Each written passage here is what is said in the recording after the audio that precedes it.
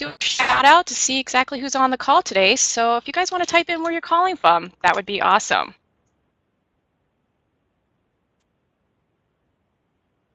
I know we have a bunch of new names today, which is pretty cool. I also want to say thank you for joining us on a Thursday instead of a Wednesday. Kind of switch things up a little bit because we really wanted Brian and Sally to talk about Kid Governor. So as you guys are typing in the chat feature, this is actually going to be how you're going to ask questions. So if you have any questions at all during the presentation, go ahead and type them in the chat feature and I will politely interrupt Brian and Sally to ask those questions. We do encourage that, and also this gives you another idea of who's on the call. That's great. And to let you know that today's session is being recorded and will be available later on this afternoon on the NEMA website, along with past Lunch with NEMA. So if you guys ever want to watch any of the past ones, they're there. And also the presentation, you could download a copy of the PDF of Brian and Sally's presentation. So we are good, so it looks like we have a good group today, and awesome. Welcome, everybody. So I'm actually going to be turning it over to Brian and Sally to talk a little bit about themselves, about what they do, and their organization. They're at the Connecticut's Old Statehouse, an interesting governance on that one. So Brian and Sally, I'm going to turn it over to you now. Thank you. Okay. We'll get your presentation there. There we go. Perfect. All right. Hello, NEMA. My name is Brian Cofrancesco, and I'm the head of education at Connecticut's Old Statehouse. And I'm joined by my colleague, Sally Whipple, who's the executive director here at Connecticut's Old Statehouse. And we are thrilled that you're joining us today for the Lunch with NEMA webinar. We're going to be discussing finding your social action niche and how to develop low-risk social action programs for students, even with limited resources.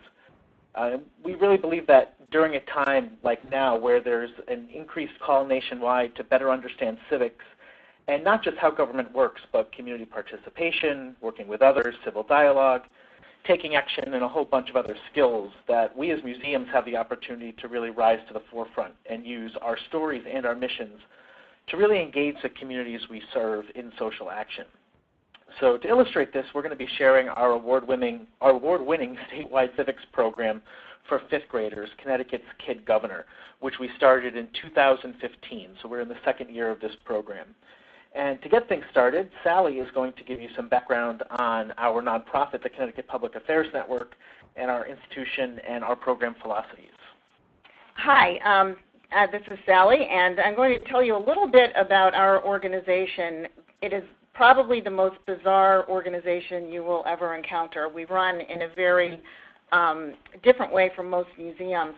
First of all, the Connecticut Old Statehouse, it was built in 1796. It was a state capital for Connecticut for many years. It eventually grew too small. A new capitol was built, and it was converted into the City Hall for Hartford. And over the years, it's been threatened with destruction many, many times. About 8 years, after it became City Hall, it became owned by the city. And today it is owned by the city, but it is leased by the Connecticut State Legislature. So it is not a state-owned building, but it is leased by the legislature. And every 5 years, the legislature puts out an RFP to have somebody come in and contract with them to run all of the educational and community programming at the Old Statehouse. So our organization has been doing that for 8 years, and our organization is the Connecticut Public Affairs Network. And the Connecticut Public Affairs Network, or CPAN, is a nonprofit that contracts with the state to do the community and educational programs at the Old Statehouse. But we have another function as well. Originally, CPAN was founded to run something called the Connecticut Network, which is like C-SPAN for Connecticut. It does gavel-to-gavel coverage of the state government. So our nonprofit runs a museum and a TV network, both contracts with the state.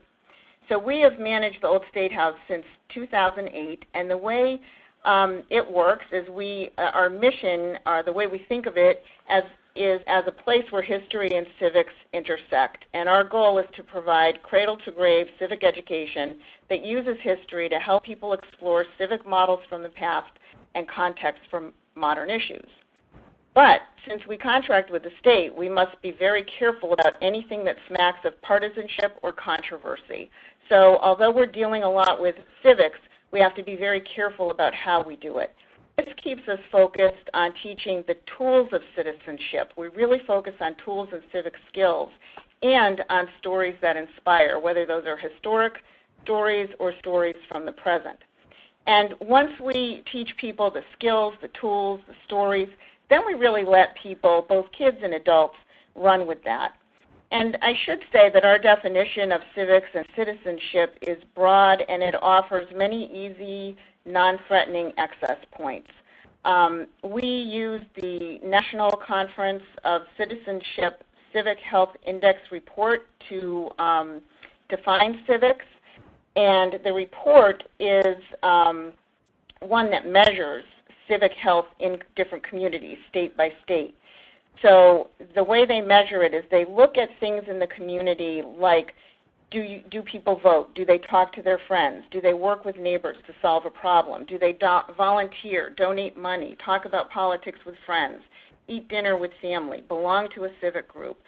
There are many, many ways that they measure civic health. And the more people in a community who do these things, the healthier the community is. And I would recommend, if you're looking for social action or civic action program to do, you can look at reports for many states at the NCOC website. Right now, Connecticut, New Hampshire, and Massachusetts are the only New England states that have these reports, but they're very good, and they often give recommendations on how to improve civic health in a community, and you can use that as a guideline for your work. That's what we've done. Before I go on, I just want to mention again that being a contractor with the state to run a historic icon is a tricky proposition. It is a very interesting thing to do, and it is particularly interesting when the state budget is as troubled as our state budget has been for the last couple of years. Last year, exactly a year ago today, our contract was canceled, and we had to leave the old Statehouse because our contract, poll questions first? No, you can keep talking. Thanks. So this is a picture here of Brian and Rebecca Tabor-Conover moving things out of the old Statehouse. We had to move all of our files out of the old Statehouse a year ago today and move into other offices. Our contract had been stopped, so CPN stopped getting funding to pay for us. But instead of letting us all go, the board decided that they were so committed to Kid Governor, History Day, which we also run, and our other programs, that they would find a way to keep us on board until the old Statehouse reopened. And it did reopen last November. So we worked from the end of June to the end of November off-site, outside of the old Statehouse. And we don't even know what the future holds right now because the budget is still in peril, but we're okay with that. And one of the reasons we're okay with the uncertainty is because we have a really good culture. Peter Drucker said that culture eats strategy for breakfast, and culture really is everything. We have great strategies, but it's our culture that keeps us moving forward. I mean, look at Rebecca and Brian. They are being kicked out of the old Statehouse, and they're smiling. It's good culture. And we have specific ways of thinking and working that really help us to keep positive and growing. And I want to go over a few of the ways that we think, because I think this has been very helpful, particularly in dealing with civic programs. We operate in a world of continuous improvement. We learn lessons from experience and feedback. Every project is open-ended, open to change. We do after actions after a lot of our programs, and we really rip them to shreds and note everything that went well and everything that didn't go well, and then we commit to improvement. We think in terms of platforms, not programs. We want to build on what we've done, and we want people to build on what we've done. Kid Governor has inspired teachers to take this program to places that we never could have imagined, and Brian is going to talk about that later. But the idea is really to be catalysts, and that is our goal. We want people to see what we're doing and then build on that. We also think in terms of communities, not audiences. We run Connecticut History Day, public programs, and Kid Governor And our goal isn't to serve passive audiences, but to build active communities around our programs. This really saved us when our contract was cut short last year. People and organizations felt invested in our work, invested in our programs, and offered us not only moral support but financial support as well, and that's what kept us going. Their belief in what we did and their feeling of being part of a community. We also bring people in to imagine with us, to help us plan things, to evaluate things, and to build, and then we start all over again. When we get an idea, we ask friends and strangers to sit with us to help us figure out, is this a good idea? The conversations are great, and we always end up with a good product and an invested community. For Kid Governor, we called in friends from different worlds to broaden our perspective and our idea base. They became strong allies and ambassadors and formed the base of this year's advisory group. So that was really the first step in building community around Kid Governor. And because we started with that little group of friends, we really were able throughout the process to pull them back in and ask them for advice along the way. We also believe in better, not perfect. When you've got a big program like History Day or Kid Governor, it is very daunting to think that it has to be perfect, and we don't have many resources. So what we do is we call every new thing that we do a pilot, and we do it on the cheap. If it works, we strive to make it better, and we look for funding. We want everything that we do to be of the highest quality, but we also believe in the value of evolution. And we have to, because the world is changing at a breakneck speed. Every year we'll get better, but we'll never call anything perfect and done because the world around us is changing so fast. We also, when someone brings us a suggestion, ask how instead of saying no. We don't like to say no right off the bat to anything. We ask, how can we do this? And sometimes there is no viable how, but often there is. Another way to say this is that we ask what if about everything that we encounter, and we ask it again and again and again as we develop and implement our programs. We also collaborate and understand the value and limitations of our collaborators. We don't do anything alone. Everyone is smarter than us about something. So we work with all kinds of groups to broaden our scope, our resources, knowledge, and skills. I mean, everybody knows that collaborating is good, but we have found that it really is incredibly helpful for us to bring other people on board. It expands the community. Also, we believe that everything is an opportunity. Even when we had to leave the old Statehouse, we sort of smiled at that opportunity because it gave us a chance to work harder on Connecticut History Day and Connecticut's Kid Governor. Not running the building was really sad, but not running school visit programs for 10,000 students gave us more opportunities to think and work together and to really develop some of our programs a little bit further.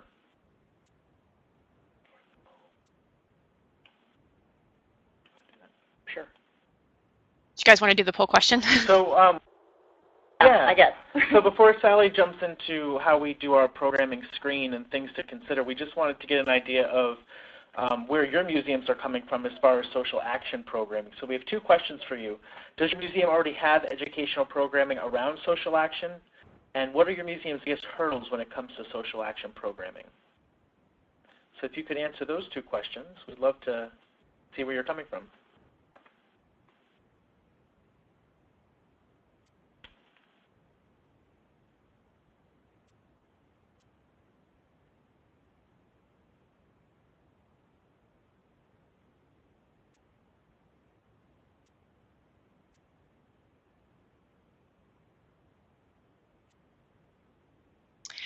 Brian, I just realized that the number 2 question, I did single choice instead of multiple choice, and I apologize for that. Oh, that's okay. Yeah, I was wondering, I'm like, why is we're not getting more? We're all just getting one staff time resources, sorry. No problem.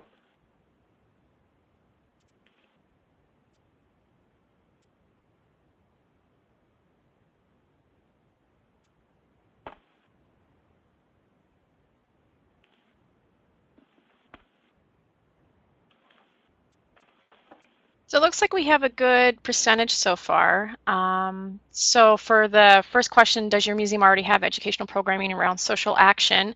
33% said yes, 22% said no, and then 11% said working on it. And what are your museum's biggest hurdles? Most of what everybody said, staff time and resources. Budget was also listed too. Are we good? Yeah, very interesting. Well, it's great to know that a lot of you are currently involved with social action programs or looking to get started.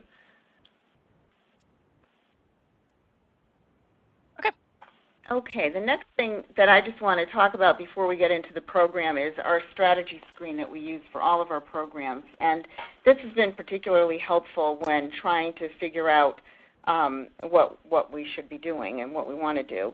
I am a big fan of David LaPiana. He wrote a book called The Real-Time Strategic Planning Revolution, and it is a wonderful way to do, not really so much to do strategic planning, but to develop a team that does strategic thinking. It really enables you to react to changes in real time and to make good choices about where to put your resources. It focuses on helping you to get to know yourself. You define your organizational identity, your competitive advantages, and you develop a strategy screen. And this is the one that we use, which is very simple. So the way we use it is, once we have an idea, we define it, we describe it, and we ask these questions to see if the idea meets our important strategic criteria. So you can see some of the very simple questions that we ask. And the good thing about doing that is that it helps you think through, if you want to, how you might get from a no, we shouldn't do this, to a yes. Because once you start thinking about these questions, it helps you think more deeply about what the program is and what it can be. And it really helps you to identify and evaluate opportunities. So these are all questions that we use, and you'll see that one of them is, will it support civic health in Connecticut? And that is a very important question for us because we do use the Civic Health Index report so much. And last, I just want to share some considerations that we looked at when we were developing the idea of the Kid Governor. First of all, we were thinking about what do we need, and what we needed was a stronger school community, and we wanted to build that by finding a way to engage students and teachers at a deeper level than just a field trip. We had also learned that from our experiences with school programs that kids have a lot to say, and they really don't have a lot of pathways for saying it. So we wanted to create a way to bring civic skills to students and to provide them with a pathway for sharing their thoughts and ideas. We basically wanted to create more opportunities to encourage student choice, student voice, and activism. We also looked at what other people need. We looked specifically at teachers for this program. They really want easy, authentic civics lessons. That's very important to them. They also, there are concerns that teachers across the country have about empathy in the classroom. So we wanted to develop something that would help students develop a sense of apathy. We also knew that there were teachers looking to build school and class spirit, so we considered that. And we didn't know it at the time, but it turned out that one of the things that a lot of teachers were looking for was a way to avoid talking about the election in November. In fact, some districts in Connecticut were told not to address the election because it was so, there were so many controversial things about it. So this program ended up giving them a way to talk about elections without delving into the adult election that was going on at the same time. So you really need to look at your whole environment and what's going on when you think about what other people need. We also wanted to build on the work of others. So we built on the Civic Health Index report. The Connecticut Social Studies frameworks are fairly new frameworks that work using inquiry, the inquiry arc, and they also, the end result of social studies is for students to take informed action. So that gave us a very nice guideline for the kinds of programs that we should be developing. Then National History Day we look at because we run the program and there are a lot of lessons to learn from that about what students want and about what teachers want. So that was helpful to us. And we also looked on one that I didn't include here, which was the Connecticut Women's Hall of Fame, which provided a great model for online lesson plans about women's suffrage. Then we considered how can we work around our lack of money. We basically did this program with no money. So we had to look around at all of the skills that we had on our staff and figure out how we could use them to our advantage. And we also decided, we're going to be okay, not perfect the first time out. So we developed ways to use free Google Documents to run a lot of the program, and really just thought of every way that we could possibly do it that wouldn't cost a lot of money. We also thought about how to make it a media magnet, and that worked out really well because anytime you have a kid who's a governor, the media likes to see that. So that ended up being very good for us, and we did attract a lot of media, but we also built events around Kid Governor that attracted media naturally. And we also thought about who needs to be involved and how, and we thought very broadly on that. It wasn't just teachers, it wasn't just students, administrators. We also looked at our state government, and we thought about how we could involve the governor, legislators, secretary of state, all of these different players at the state level. And that was something that, that worked out to our advantage, as Brian will describe. Great. So we kind of told you a little bit about who we are and where we're coming from and what led us to this. And about 2 years ago, we had been thinking, as Sally just mentioned, about how we could better engage students and teachers in a deeper way around our mission of civics and civic engagement. And it actually started with a phone call, not even a phone call, a text discussion while I was in the parking lot of the supermarket about ways we could do this creatively. And Sally and I just started throwing ideas around and thought about one of our most popular on-site programs, which is about the 3 branches of government, and includes the election of a youth governor. What if we took that to a statewide level? And the ideas kind of started rolling, and it sounded a little bit crazy, but one thing that we do here is we throw ideas against the wall and see how they go. And so we spent a few weeks thinking through this concept of actually having an election for a student leader of Connecticut as a way to teach the democratic process, but then also the importance of civic engagement. As Sally mentioned earlier, one of the big things we wanted to think about is how to reach more students beyond just a field trip. I'm sure those of you who do have education programs on site know that it's sometimes hard to go really deep into a program when you have students for an hour or 2 hours. And there's also, as you all know very well, there's the boundary of money and funds, and students can't always, and classes can't afford to go on a field trip. So we thought, why don't we bring our programming and our mission right into their classroom as a way to better engage them with what we do no matter where they are in the state of Connecticut. So we piloted the program Connecticut's Kid Governor in 2015 and into the 2016 school year. So what is Connecticut's Kid Governor? It is a statewide election exclusively for 5th graders, which engages them in an election in order to teach them the process of state government in our case, but also the election process.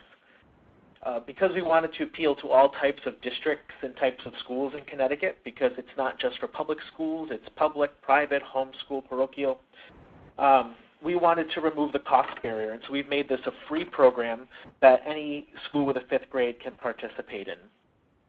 One thing we felt very strongly about was engaging teachers. And so this is designed right alongside teachers and education and civics professionals. We wanted to make sure that we designed a program that just wasn't what we wanted to see, but that was a program that would actually meet the needs of the teachers in the classroom. So we held conversations, brainstorms, surveys, all types of ways to get feedback from different constituents and potential collaborators. And we found that by doing that and engaging teachers, it helped build buy-in very early from the start. And one of the biggest things we found success with was the last bullet, and that's aligning the program with state curriculum and frameworks. As you heard, Connecticut has new social studies frameworks that are only a few years old, and they focus on taking informed action and learning civics. That's a big component of it.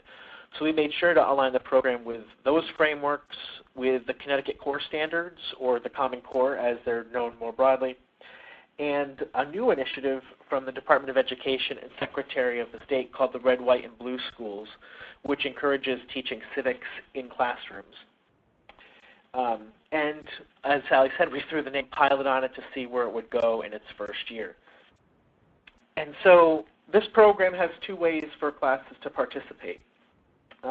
Fifth grade classes can register to actually engage and participate in the program, and they can either nominate a student from their school to run in the election and have their fifth graders vote in the statewide election, or they can choose to just vote in the class in the election rather than nominating a candidate.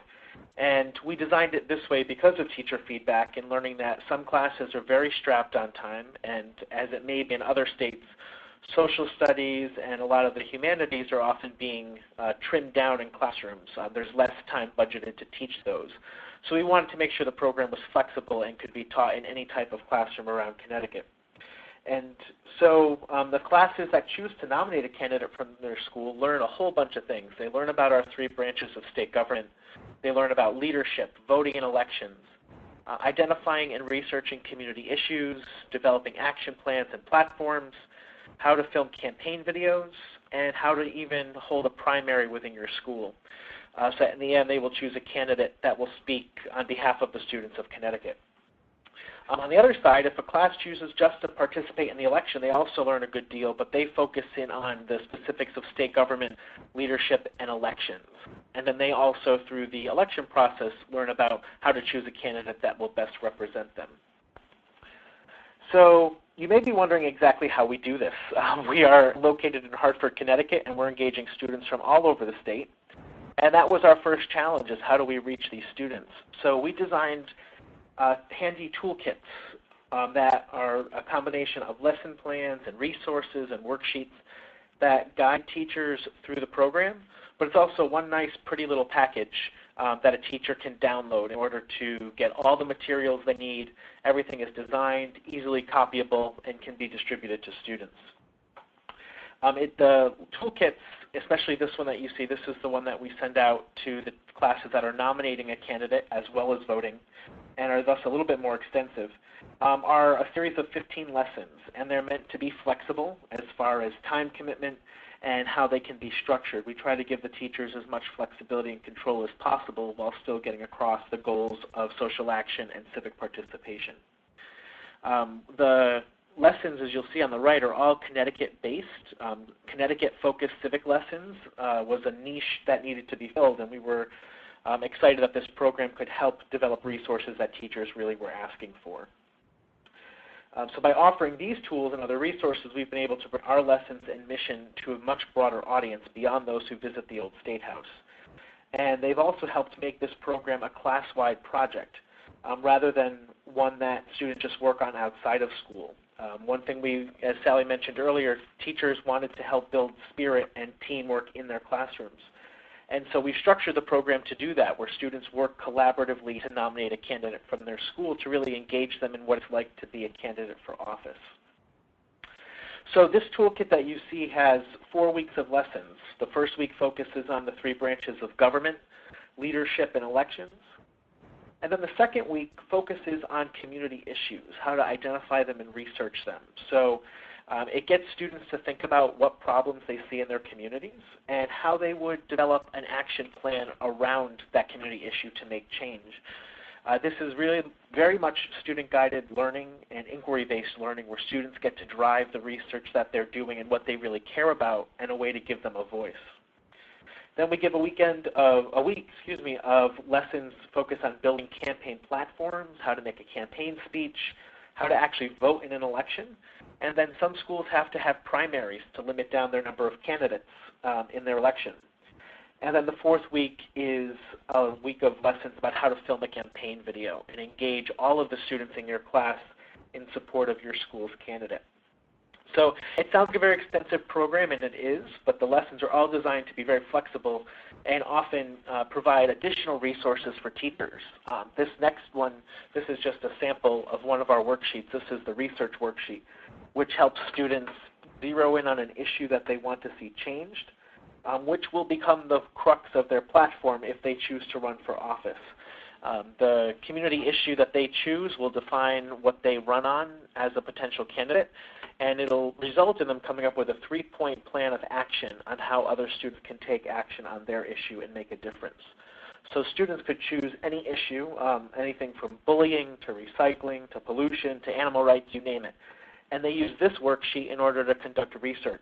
And so what we've done is we've tried to not only walk through the political process, but to provide the actual skills that students need in order to be active citizens, conducting research, learning how to put together a campaign platform, even creating action plans, which is all very important to the whole concept of teaching social action. And this is another worksheet just to give you a quick sense of the other things that we provide. This is just one of the others. And this is a way for students to actually build a platform. We have a whole sequence of worksheets for students to go from research to putting their ideas together, to creating a platform, to creating a speech, and then to actually creating a campaign video. So this worksheet is something that a student candidate works on, but they don't work on it by themselves. They work on it with their classmates. They have to think through the leadership qualities of someone who is going to run for office, the specifics of their community issue, and how other students can take action. So we're teaching the process as well as those skills. As I mentioned, we really found great success in aligning what we were doing with the standards and the frameworks that are out there. It's made it easier for teachers to justify doing our program in their classroom, especially when time is at demand. There's so many other standards to meet. By aligning our program clearly, it tells teachers exactly how they can justify this with their administrators. What's also been great is that by engaging the Connecticut Social Studies frameworks, the Connecticut Core Standards, and the Red, White, and Blue Schools programs, we are able to build stronger relationships with the departments that oversee those, the Department of Education and the Secretary of the State's office. And that's helped us gain support statewide by telling them we really support the work you're doing to give teachers frameworks and standards, and we'd like to help you meet those goals. So just to share a couple pictures with you, in our second year we decided to go into the classroom and do some observations to see how teachers were engaging with this program. And so here you see a group of 5th grade students who are doing our lessons in their classrooms. This one is a 5th grade class in Central Connecticut, and they're learning about leadership in the 3 branches of government. And so it was great to be able to see how teachers use our lesson plans. You know, in the top right you can see one of the worksheets being used right in the classroom, and then kind of building on it, where they do posters and group work outside of what's in the lessons. Another classroom, a few classrooms actually in Connecticut, and it was one thing that we were very excited to see was the enthusiasm that these kids had. So in the top left you see a group of students working to learn about bullying, and they're creating posters to get ready for a campaign video that they were filming. And this was really one of the unexpected consequences or benefits that we saw, was really how excited and motivated students get when they're given the opportunity to use their voice. And in the top right, one of my favorite anecdotes was, if you see in the center the little girl in front of the white poster in the back, I was able to go and witness her working with her campaign team, which is something we recommend, and she was running on a platform of animal rights, and she delegated work to all 10 of the students in her class. You know, one of her teachers said that, you know, she had kids who were writing speeches, they had people doing posters, conducting research, and I'll never forget, she looked straight at one kid and said, "You go research African elephants. You go research the cruelty in Africa." And she was really a student who was quiet and timid and really found a voice by being able to share her beliefs and passions around a certain issue. And we also found that there were a lot of schools who expanded on the program far beyond what we thought they would do. This is a school just north of Hartford, and they had 5 students from their 5th grade classes who wanted to be Connecticut's Kid Governor. And they decided to hold a school-wide assembly to show the campaign videos for their candidates before the 5th graders held a primary. And you can see this is every student, grades K through 5, who gathered in the gym to watch all of the videos of their candidates. And they even made posters around the school. So even though only the 5th graders were voting, all of the students knew about the election and about the candidates and about really the importance of voting through this program. And lastly, another school district, the idea of taking an issue or taking a program and running with it, they worked with their high school students. Their high school AP government teacher heard about Connecticut's Kid Governor and got so excited that he decided to have his high school government students teach the Kid Governor program to the fifth graders. So it gave a unique way for high school students to engage with fifth grade audiences, to teach a lot of the similar lessons that they were going to be learning in a different way in their own classroom in the high school, and then to act as even campaign advisors. So on the top left and the lower left, you can see the high school students were teaching the lessons of civics and community issues. And then on the right, other high school students were actually guiding the fifth graders in creating their campaign videos. And as a result, several of those high school students now want to go into teaching. Others really see the importance of teaching social action and civic engagement, and really will become an experience from high school that they'll carry with them.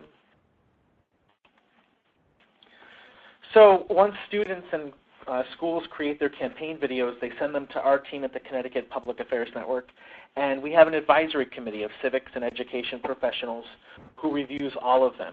And this year, for the 2016 election, we had 20 students nominated from their schools. So 20 different schools out of 84 schools that participated who nominated a candidate. And these are some of the campaign issues that they had. Anything from after-school clubs to fitness to littering to pet adoption to recycling. And all of these topics really give us a good idea of what's on students' minds. So we can then create programming down the line that addresses, and we can also create resources that help all of the students, whether or not they made it to the final 7 in the election, to take action on these issues. And that's the big thing. This whole program is about student action and civic action. So even if they don't win the Connecticut Kid Governor election, they still have a voice, and it's really been important for us to get that across to them.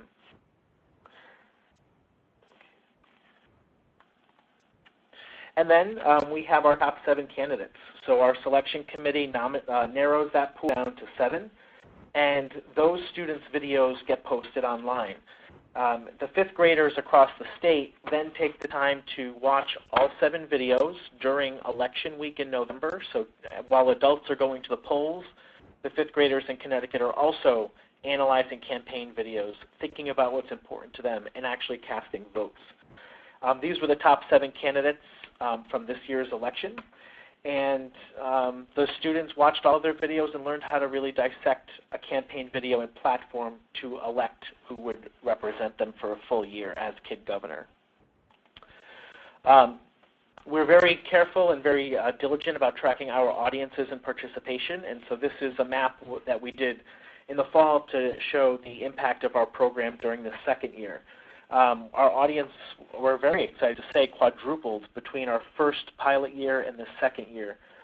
This year we had 4,500 students who registered to vote in the statewide election, and that includes students from 169 classes in 44 different towns. So we were very excited to see how many teachers bought in to engage in this, and especially during an election year, we were curious to see which teachers decided to use this program to teach the election, the presidential election in this case. Some of the perks of being Connecticut's Kid Governor: so the student who wins the election every year has an inauguration ceremony here at the old Statehouse in our courtroom. And then they serve a full year of leadership. It's not just a governor for a day type of program. Students create videos to share with their constituents and others about the issue they've chosen, and they work with our team to get their 3-point plan of action achieved. They also do this through running a blog, getting messages out to constituents, meeting with constituents and students across the state, through public appearances, through a library tour over the summer. And then they also participate in programs with our team at the Connecticut Public Affairs Network and on occasion at the old Statehouse. And lastly, perhaps the biggest perk, especially for some students, is they do have an official office at the old Statehouse in the historic governor's office of the building. So we've decided to use our historic space and interpret it in a different way to give it more meaning by exhibiting the social action of our Kid Governor. And this is our current Kid Governor who won the election back in October. Her name is Jessica Broxham. She's from Milford, Connecticut. And she ran on the platform of helping animals, those without a voice. What we do is we find the final winner based on the student vote in November, and then we go right into the student's school to do a live announcement of that student as the winner, and it's a surprise to the student. They're not notified in advance, though the family is, and the teachers and the administration. And they hold a school-wide assembly. This year we had media outlets, we had the entire Milford state delegation, local officers to really recognize the student for winning their election. And we found that through the work of the Kid Governor, this Kid Governor and the past one, Elena Tipton, who ran on a platform of kindness, that they, through their work, are really able to not only make a difference, but able to inspire people of all ages. And as you heard earlier, Sally mentioned that media and elected officials all love kids who are taking action. And that's what this program is able to do, is motivate students and give them their voice, and really to, therefore, excite all ages, especially adults, which is a really nice perk of this program. And just a couple other photos to show you. We hold a full inauguration for the Kid Governor at the old Statehouse. We bring together the top 7 students, so the 7 students from the statewide election, and their home classes. So you can see them in the top left crowded into our courtroom. And we have a whole host of dignitaries who come for the event. So this year we were fortunate to have our United States Senator Richard Blumenthal, our Governor Dan Malloy, Commissioner of Education, Secretary of the State, a Supreme Court Justice, several representatives, as well as a state senator who come and join us. And then the Kid Governor is given the official oath of office by the Secretary of the State. So we try to simulate a true election process and really demonstrate to students it goes beyond the election. It really does go to the students' term and what they work to do to improve their community across the state. And then the students who visit get to experience the old Statehouse, and they go into our historic chambers to learn about state government and the history of the old Statehouse. And especially when they're learning about state government, they're doing it from the elected officials who represent them. So in the top left is a state representative, Pam Stanesky, who's in the House of Representatives chamber talking about her role as a state representative. In the lower right, Secretary of the State Denise Merrill is in the executive wing talking about her role in the executive branch. And it's really an interactive and engaging day. And I wanted to show these photos because this has been how we've tried to connect this program back to the museum we run. So even though we're reaching students who aren't here, we're reaching them through a free program, which is sometimes difficult to keep the program sustaining. We're able to encourage them to come to the old Statehouse and experience what we offer on site. This has really allowed us to get grant funding to support the program, especially this year, and to fund the Inauguration Day. But last year we found that because teachers were so happy with the in-class experience, their administrations were really willing to find the way to get the transportation to the old Statehouse and even pay admission if necessary to get their students to have this experience. And then a student who wins the election, their work continues throughout the year. This is Jessica attending the Westminster Dog Show in New York City, where she met some of the leading employees, including the president and CEO and vice presidents of the American Kennel Club, as her work around protecting animal rights and ending animal cruelty really grows beyond Connecticut and becomes more regional. She was invited to the state capitol to participate in a press conference around Animal Therapy Day, which has really been a great way to build more connections with legislators and elected officials. Between Inauguration Day and this event, we're able to engage those from the legislative branch, judicial branch, and most of the officers from the executive branch around the program, which really gives the student and their followers on social media a really good view of how government works, but it also helps build us support within our own state government. And just last week, we were down with Jessica on Capitol Hill, where she met with her representative and our 2 Connecticut senators to advocate for tougher laws around animal issues and to learn about what those elected officials are working on when it comes to animal rights and bills on Capitol Hill. And also got the chance to meet with the Humane Society of the United States to learn about what nonprofits and other organizations are doing to speak up for animals. And so because we want to make this much more than just about that one student and what they're achieving, we use a blog where the Kid Governor will post, as well as our team puts intermittent posts about how people across the state can and are engaging to help animals in this case, or to make a difference in their communities. So this is a way for the student to get their message out there, but also for us to share broader social action resources. We also do it through a website, which I hope you will explore if you have some time, ct.kidgovernor.org, where it's the main portal for both the program and for the student who's won the election. And we're also in the process of developing additional resources for teachers, including our brand new Student Action Resource Center, so that we can bring social action right back into the classroom. As I said earlier, in this case, there were 20 students who ran to be Kid Governor, and only one of them won. So there were 19 others who have full campaign plans and ways to make a difference already ready to go. And so we've developed and are in the process of creating new resources, community issues, and different ways that students of all ages can really make a difference around the issues that they care about. And we're very happy to say, again, this is only the second year of the program, but we've been fortunate to receive 2 national awards. Just a few weeks ago, we received a medallion award from the National Association of Secretaries of State, which was presented here in Connecticut by our own Secretary of the State. And last year, we were really honored to receive a Leadership in History Award from the American Association for State and Local History. And this little idea that we came up with 2 years ago and piloted and had no idea what was going to happen is now in the process of being piloted nationally. We are in discussions with other states across the country, and right now we're in really deep discussions with Oregon and their Secretary of State's office, and we are hoping to be able to pilot the Kid Governor program in other states this fall. So we are always on the lookout for nonprofits or civic groups that really teach social action and civic participation who would be interested in becoming an affiliate of the National Kid Governor pilot.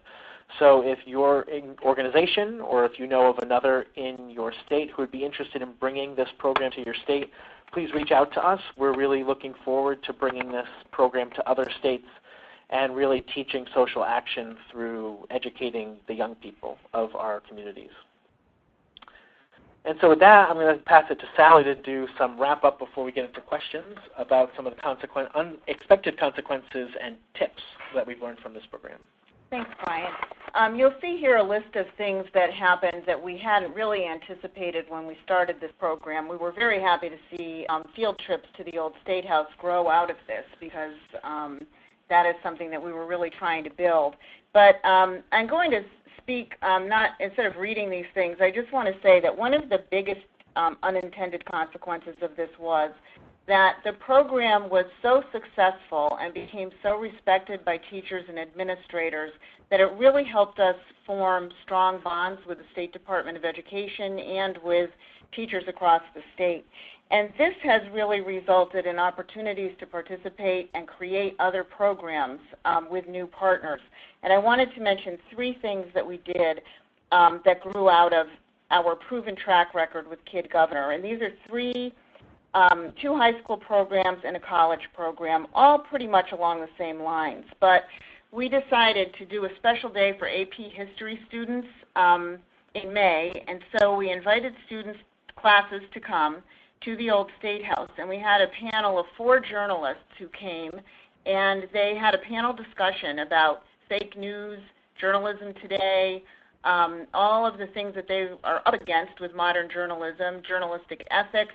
They talked about a wide range of things, and the students participated in this discussion, and it was an amazing conversation, not just for the students, but for the journalists as well. We got an inside look at how kids are getting their news and how they're interpreting that news and what their thoughts are about what's going on today. And that was a non-risky way to do it because we did it within the framework of, hey, you're AP History students and you've learned all of these skills, and journalists use many of the same skills. This is how you're connected, and a great conversation ensued. We've also just started to think of another program of high school student conversations. The social studies person from the Department of Education and I went out and visited with a classroom, a high school classroom, and talked to the students about what kinds of programs they would like to see. And what they wanted was a way to engage other students in conversation about politics and issues they care about. So what we're going to pilot next year is bringing 3 schools together and getting the kids to know each other and to mix and to have these kinds of conversations. And what was really interesting was the students did not want the conversations to be moderated by teachers. They wanted to moderate the conversations themselves, although they did want teachers there for backup in case things got a little controversial. But all of the kids said that they felt challenged talking up in class about how they really felt about the elections this year. So they wanted a free and open space to do that. So we're going to be facilitating that program and piloting that. And then the last one, we were asked to participate with the Department of Education and the Secretary of State to do college and community conversations about civil conversation. And we have found that, again, teaching the tools and the civic skills rather than us delving into the issues and presenting issues is a non-risky way to go after social action. So we're teaching the students the skills of civil conversation, and that was a very successful program. So those kinds of programs are growing out of our track record with Kid Governor. And again, some of the other things that we saw really important was just building relationships with legislators, government people, teachers, students, parents. And one of the things that I felt was really amazing was to see parents who had not been civically engaged before tell us that they are now civically engaged because of their students' experience. And the last thing I wanted to comment on was tips for social action programs. And the tips that you see here are pretty much things that Brian has talked about and I addressed at the beginning. But I wanted to add one more thing, because I know a lot of you may not be thinking about student programs. And what I've learned through this experience and other programs that we have done is that what's good for kids is good for adults. I think you can look at the Connecticut state frameworks and draw lessons out of those that will work with adult audiences. I think that right now people are really hungry to learn how government works, how their voices can be heard, and they are so new to this that the same ideas that we're teaching to students are really welcome by adults. We've had many people, we do a 3 branches of government program here at the Old Statehouse for students, and we've had adults say, please do that for adults because I don't know how the 3 branches work. So I think that programmatically what we're doing is geared to children, but I think a lot of these things can also apply to the adult world. Again, I would say focus on skills and conversation, and also really let people lead the way. The first year we did Kid Governor, I was scared to death that some kid was going to pick some topic that was just like intensely controversial and we'd have to deal with that. And that didn't happen. But you can take any of the issues that the kids bring up and you will see people having different opinions on it both ways. So I think what we've been good at is staying out of the issue, but giving the student the opportunity to explore that issue and bring that issue to her public, and that's been very helpful.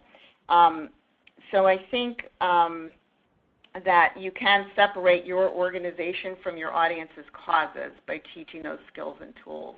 And you may be an organization that can delve into controversial issues, and in that case, that's a very exciting thing to do. So, and also the last thing I want to mention is that one of the points here is to engage a teacher advisory committee for new perspectives. Again, this applies to adults too. If you want to do a program for adults, the best thing you can do is invite a bunch of people of all ages in, buy really good cookies, and ask them to tell you what they want, because they'll tell you, and if you do it, you will build a community, and that will be a great help to your organization. All right, so that wraps up our presentation and discussion, but we'd love to hear from you if you have any questions. If you guys have any questions, go ahead and type them in the chat feature and I will share them. But definitely you guys have had to do deep dives on subject matter that you probably weren't familiar with to begin with, with some of the topics that the kids picked. Yeah, it was very different. We get surprised every year with what topics these students bring forward and what they'd like to know about, and that's always something that we're eager to do, is learn more about those topics, and especially when this year's student went on the platform of animal cruelty, which The first year was on kindness, which is a nice, broad, and safe topic to start with. But then when you get into a topic like animal cruelty, which is active in legislation, it's active with community groups, we've had to do a lot of education ourselves to learn about not only what's out there, but what people's perspectives are and how a student can make a difference around this issue. And you want to be very careful about what groups you align with the Kid Governor. We had a group call us last year that really wanted to support the Kid Governor, but it was an organization that had some ethical issues. So we had to kind of steer away from that group. So we're very protective of the Kid Governors. Everything goes through Brian so that we can make sure that we are keeping ourselves safe and the Kid Governor safe. Understandable. So we do have a bunch of questions, which is awesome. So how do you avoid any hard feelings from the candidates that didn't win? That's a very good question. And that was one of our concerns going into this is, you watch, if you have a local election, a state election, a federal election, how hard it is for an adult to lose an election. And knowing that you have a 10-year-old who's putting themselves out there was something very difficult. But what we do is we do our best to recognize them for their hard work and for having been a candidate. So all of the students who do run to be Kid Governor receive a certificate that's mailed to them. And then we also recognize them on our website where we post one page of all of the nominees that were sent in. We also recognize them on social media. Every student who has run gets a special post with their name and their platform and their video in the weeks after the election. Our social media around the election focuses just on those 7 students. And then for the 6 runners-up who did not win the actual election, they also get certificates, they get recognition on social media, and then Inauguration Day is really meant to be a way to recognize those 7 for their really outstanding work and advocacy. Not only do they come to the old Statehouse, they get recognition with citations from state government and even Congress. They also get to participate in a media conference where all 7 students are asked questions submitted by their fellow students about their platform, about why that platform matters to them, and even if they'd like to pursue a career in public office one day.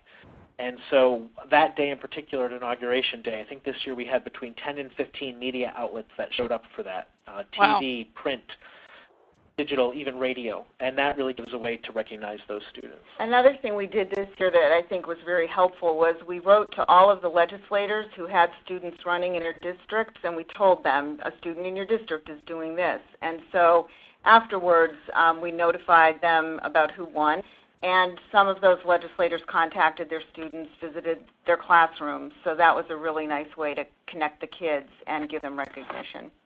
Wow. Okay, so what is the title of the book about strategic planning? Dan actually just put that right there. And then how do you communicate standards alignments to the teachers? I think that's something that we probably all struggle with. Yeah, so we struggled with that quite a bit, and what we did was we just made it very plain and simple, and it's like pages 2 and 3 in the toolkit. We spent a lot of time. We're fortunate that we do have a licensed teacher, a teacher with certification, on our staff here. But both she and I, other staff members, took the time to double and triple check and go through all of the framework standards to see how this program could align. And then at the very beginning, because we know very early on teachers have to justify, we clearly list what exactly the standard is and that is being met. And we also have inside documents where if a teacher says, well, how exactly do you meet that? We can tell them exactly how that standard is met through the program. Okay. And then how do you measure or evaluate in regards of empathy in the classroom? That we have not measured yet because we have not gotten that far in our evaluations. But what we have anecdotal evidence from teachers that the students are very thoughtful about talking about their issues, but also in terms of how they're voting and how they're assessing the people that they're going to vote for. What was the question about? Should I vote for myself or? Yeah, there were some students who were running in primaries who said, should I vote for myself or should I vote for someone else? Because they didn't want to cast a vote for themselves. They wanted to vote for the other people who were, because they believed their issues were important too. So there are little things popping up, and that is something we do want to measure. And the one thing we try to do is we're very aggressive with anecdotal information. So every time I get an email that has anywhere near a compliment or a positive remark, I copy it and paste it into just a basic Word doc or Excel spreadsheet where I track all of teacher feedback.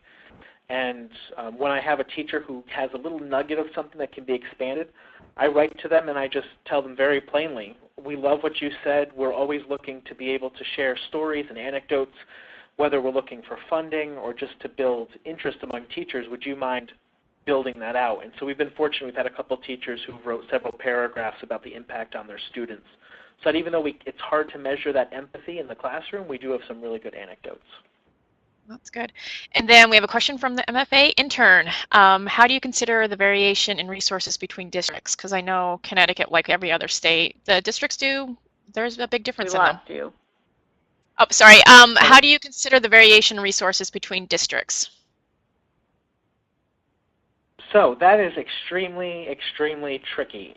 Connecticut is what we call a local control state. So the only real guiding standards when it comes to education are the Connecticut core standards. So we had so many great things to say about these social studies frameworks that came out 2 years ago, but regrettably they are not required to be used by districts. So we've had to really consider variations of all types because there's no standard across the state that we can align with that is required to be administered. So what we've done is we've tried to create a very basic lesson that can be adjusted in various ways depending on how much time is available, depending on the skills of the students. And we've also really left the flexibility up to the teacher, saying as you come up with new ways to adapt and vary these programs, please feel free to do it, but also to share that with us so that we can share those with teachers as they work to vary the lessons across the state. To clarify, she actually, they were wondering about the financial aspect of it too. Yes. So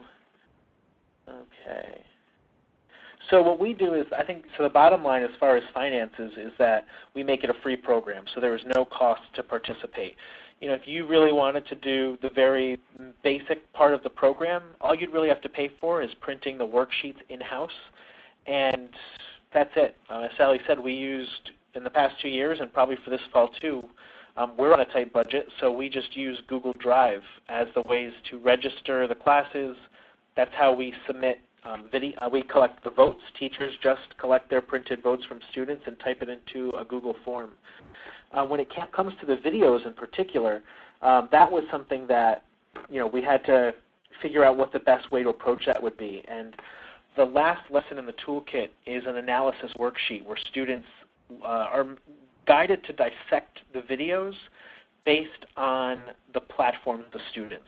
So it doesn't have to do as much with video quality, with production value, even what the students are wearing or what their hair looks like. They're guided through questions of, do I agree with this person's platform? Do they have the leadership skills to be governor? Do I support what they want to do? And that way we put them on more of a level playing field.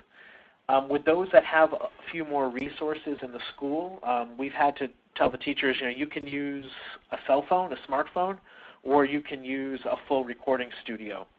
One thing we have asked teachers is if we were to secure grant funding to make video cameras or recording devices available to you, would that be of interest? And surprisingly, teachers say no, that they're just willing to use whatever technology in the classroom, and they're very satisfied with what they do have on hand. So we try to find ways to make more technology available, but teachers really seem like they're willing to use what they've got. The follow-up on that one is you talk about how those things might sway a vote in a real election because we know that happens.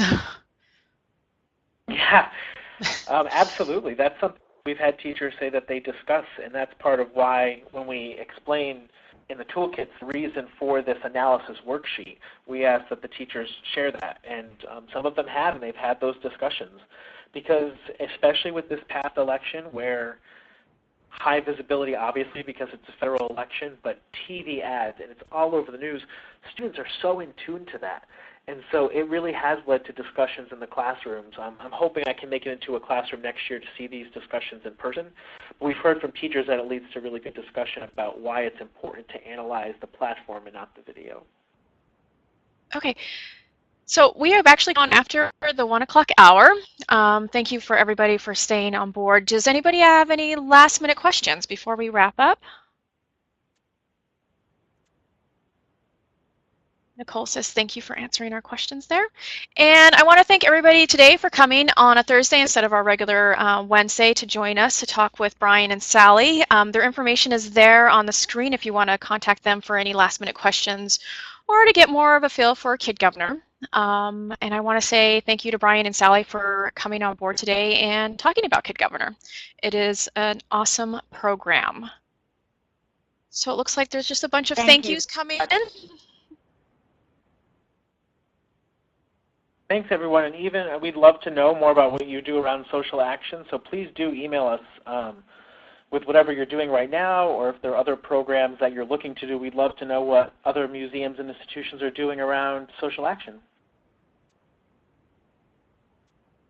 All right, so we're going to sign off, and then as I mentioned earlier that the recording and the PDF for the presentation will be available on the NEMA website later on this afternoon. So thanks, and hope to see you guys on the last Wednesday of June. Have a good summer. Bye.